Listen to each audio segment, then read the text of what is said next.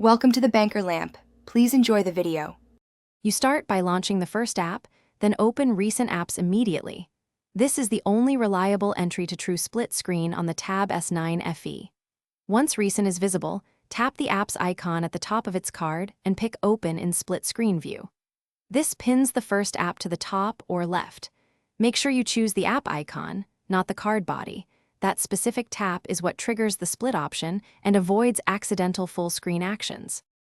Once the first app is fixed, the lower or opposite half shows recent and your app drawer. Pick the second app immediately so both load side by side.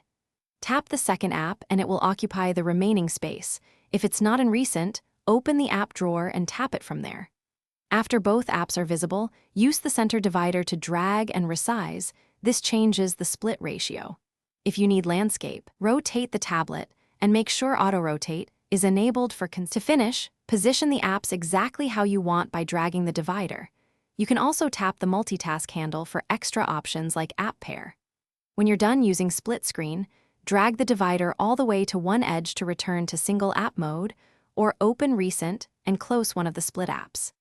If split screen doesn't appear, make sure multi-window or split screen is enabled in Settings Advanced Features, and restart the app or tablet if the option remains hidden.